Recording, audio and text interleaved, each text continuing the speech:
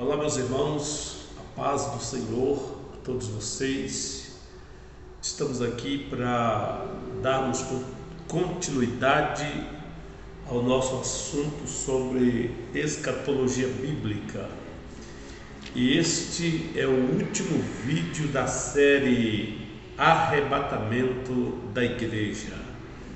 Depois estaremos entrando na próxima série ou na próxima temporada, onde estaremos falando sobre o tribunal de Jesus Cristo.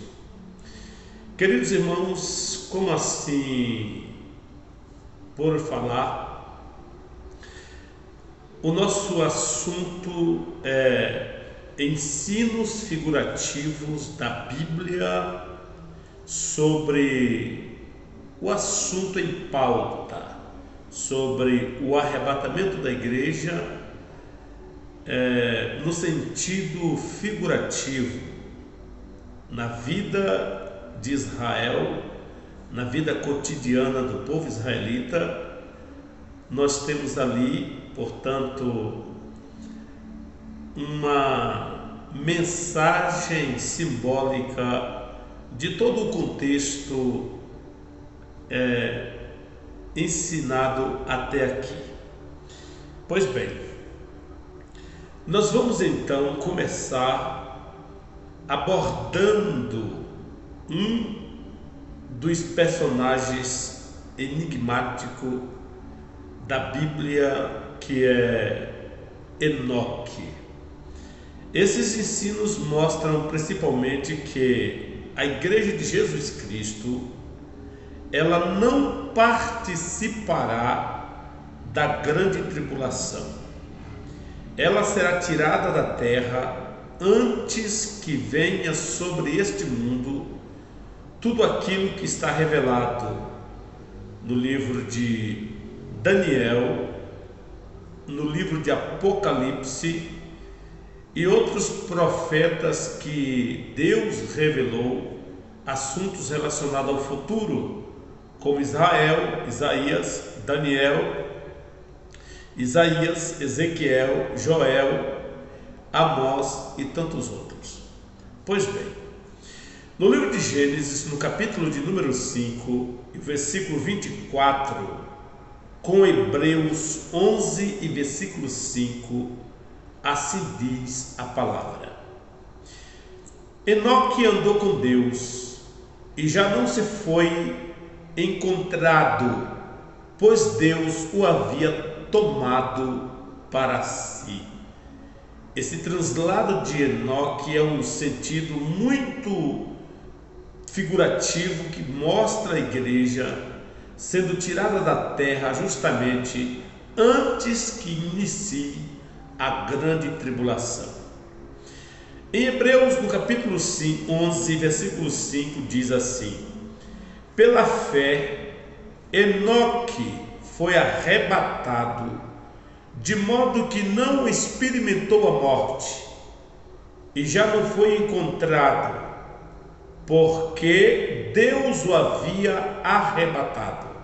Pois antes de ser arrebatado, recebeu o testemunho de que tinha agradado a Deus. Esta passagem é uma figura da igreja arrebatada antes que inicie na terra a grande tribulação. Jesus arrebatará a igreja antes do juízo que desencadeará de uma forma total nesse planeta. A igreja de Jesus não tem qualquer sociedade com este mundo. Por isso nós pregamos o reino eterno, o reino espiritual, o reino de Deus em nossos corações. Outro homem que é um símbolo maravilhoso da igreja que não passará pela grande tribulação é Elias. No livro de Reis, no capítulo 2, versículo 11 do livro 2 de Reis, capítulo 2, verso 11, diz: De repente, enquanto caminhavam e conversavam, apareceu um carro de fogo e puxado por cavalos de fogo que os separou, e Elias foi levado ao céu no redemoinho. Essa passagem também é simbólica. Ela mostra que, da mesma forma que Deus arrebatou o profeta antes que Israel entrasse em uma guerra com seus inimigos, Deus tirou o profeta e o arrebatou e o trasladou para a sua presença. E até hoje Elias está com Deus. E isto é um símbolo também da igreja que não sofrerá os danos da grande tribulação. Elias foi arrebatado antes da conquista de Israel pelos seus inimigos. E essa figura, irmãos, mostra que os santos que aqui vivem nesta terra serão arrebatados, serão transladados e não provarão o ardor da morte. Glória a Deus. Meus irmãos, outro personagem da Bíblia digno de nota é Ló, sobrinho de Abraão. No livro de Lucas, Evangelho escreveu São Lucas, versículo capítulo 17, e o versículo 29 e 30, assim diz a palavra de Deus. Mas no dia em que Ló saiu de Sodoma, choveu fogo e enxofre do céu, e os destruiu a todos. Acontecerá exatamente assim no dia em que o Filho do Homem for revelado. Veja que está falando de revelação pública. Isto diz que, semelhantemente como houve aquela imoralidade na época de Sodoma, os tempos que antecederiam a vinda de Cristo seria da mesma situação moral, o declínio moral, a promiscuidade, sinais que antecedem a vinda de Cristo.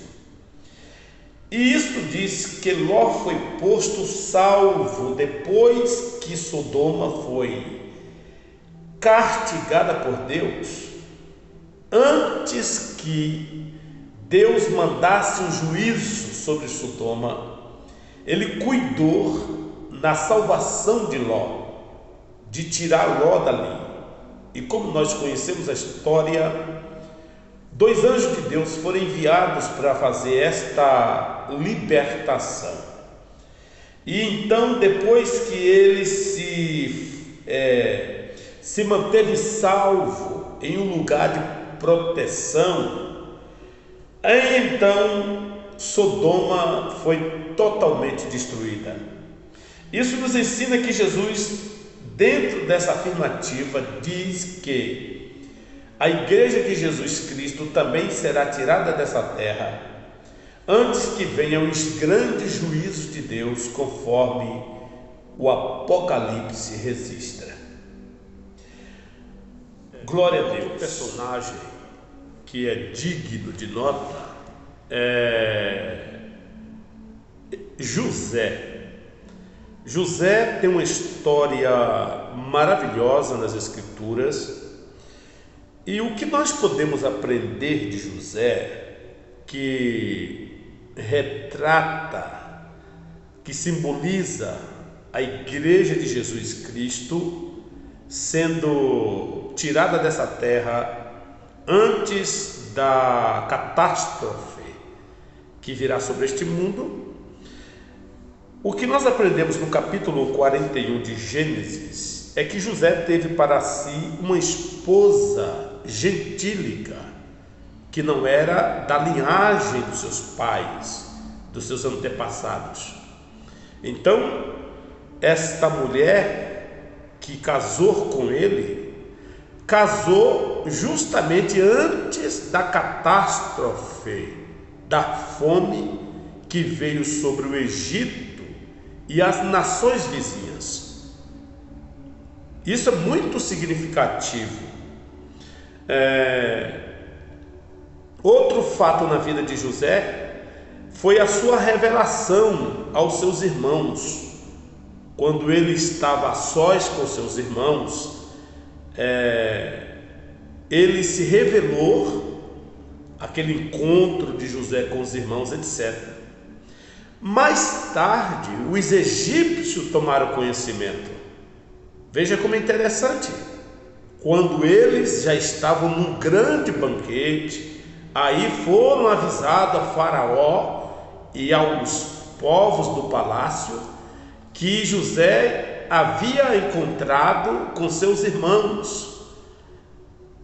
A igreja de Cristo, pela mesma forma, ela será tirada desse mundo antes da catástrofe da grande tribulação e se reunirá com Jesus Cristo na eternidade. E só mais tarde é que os ímpios, as pessoas, vão tomar conhecimento do fato. Por isso aqui no livro de Gênesis 45, versículo de número 1 e o versículo 16, a palavra diz assim, olha: e a essa altura José já não podia mais conter-se diante de todos os que ali estavam, e gritou: façam sair daqui a todos. Assim ninguém mais estava presente quando José se revelou aos seus irmãos. Foi algo entre José e sua família, assim como a igreja do Senhor será tirada da terra e ela estará envolvida apenas com seu rei, com seu noivo, o Senhor Jesus Cristo. O versículo 16 diz assim: quando se ouviu no palácio do Faraó que os irmãos de José haviam chegado, o Faraó e todos os seus conselheiros se alegraram. Você veja que interessante essa história, como é magnífica a história bíblica. E isto é uma simbologia da igreja de Jesus, que será tirada daqui antes da catástrofe da grande tribulação. Como é interessante a palavra, não é? Uma outra passagem que é muito importante e que traz um fundo simbólico da natureza escatológica da igreja e o seu Senhor, é a estrela da manhã, a estrela da manhã de Apocalipse 22:16, e o sol da justiça lá de Malaquias 4, versículo 2. São duas referências que mostram um caráter diferenciado, duas naturezas totalmente diferentes. Vamos à palavra? Veja aqui, olha, Apocalipse 22:16 diz assim: eu sou Jesus, enviei o meu anjo para dar a vocês este testemunho concernente às igrejas. Eu sou a raiz e o descendente de Davi e a resplandecente estrela da manhã.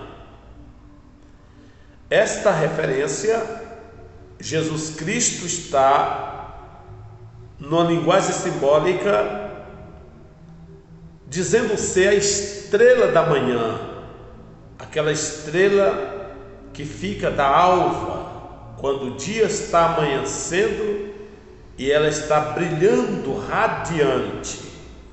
E isso tem a ver com a igreja do Senhor, a estrela da manhã, aquele que virá para levar a sua igreja para a eternidade. O que é diferente da referência lá de Malaquias. Vamos ao texto.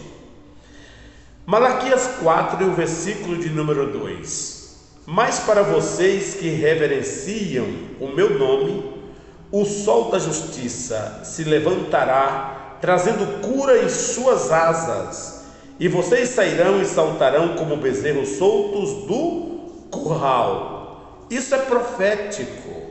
Isso tem conotação com a vinda de Cristo na sua revelação pública para libertar Israel da fúria do anticristo, do falso profeta e de Satanás no final dos tempos.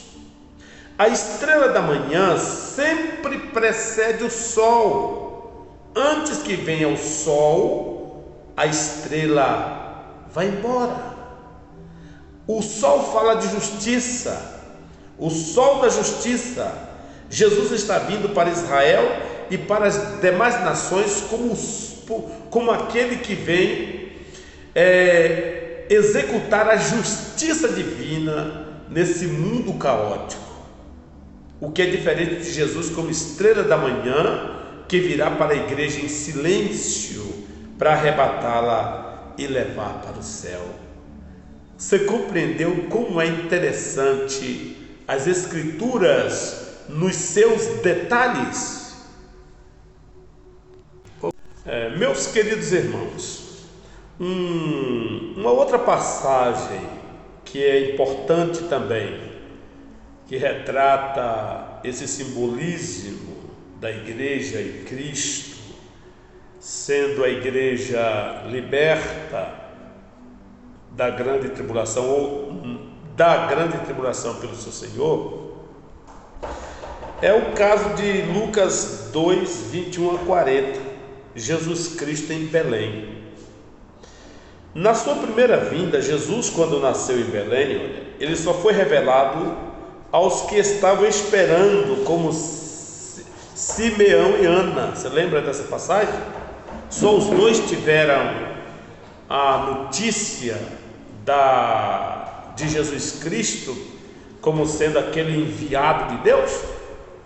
Somente mais tarde é que foi revelado publicamente, Lucas 4, 14 a 37, na sinagoga em Nazaré, 30 anos mais tarde, quando Maria levou a criança para ser apresentada. Simeão recebeu a revelação do Espírito Santo, e Ana, que ficava ali no templo, ninguém mais sabia.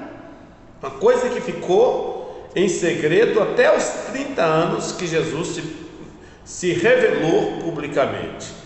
Isso mostra que a igreja também será tirada dessa terra, e o homem e as pessoas não tomarão conhecimento desse fato no momento, mas tarde sim eles vão se conscientizar de que nós, os evangélicos, estávamos com a verdade todo esse tempo e eles não deram crédito, né? Uma outra passagem bíblica, que essa é a última e muito importante, o Espírito Santo como selo, como penhor.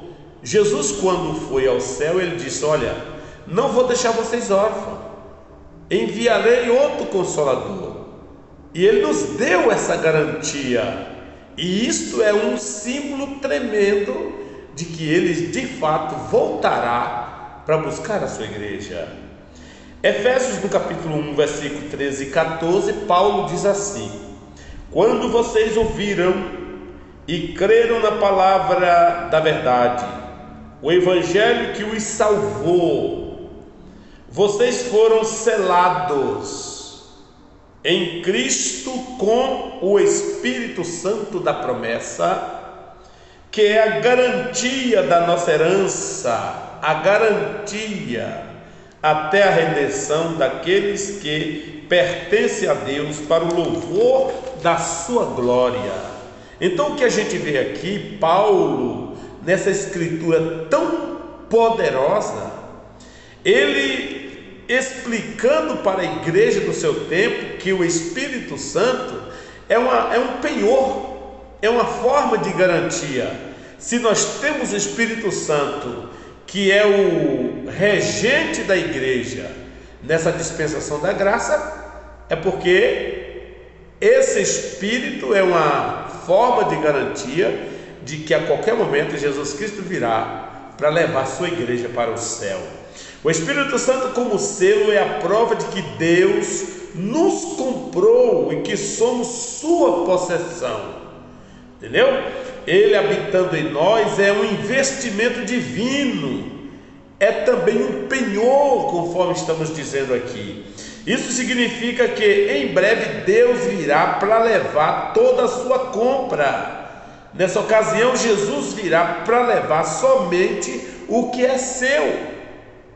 Estamos com esse selo em nós, quando recebemos o Espírito Santo.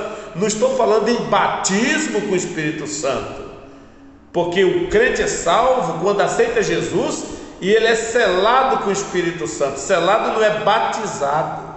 Selado é quando você acredita em Cristo, confessa os seus pecados, se entrega para Ele. Só faz isso mediante a operação do Espírito Santo. Isso é ser selado. E isso é um penhor, é uma marca, é um selo. Uma carta só tem o poder de abrir o possuidor, aquele que legitimamente foi endereçado a seu nome. Assim somos nós neste mundo, selados por Deus, porque pertencemos a Deus. Que Deus abençoe, que este assunto possa ser um assunto maravilhoso na sua vida e que você venha a ser uma bênção nas mãos de Deus. Na nossa próxima videoaula estaremos então em uma nova temporada, que é a fase 2 desse estudo, que será o Tribunal de Jesus Cristo. Deus abençoe, fique na paz, ore por nós, compartilhe esse vídeo, se inscreva no nosso canal e nos ajude. Deus lhe abençoe.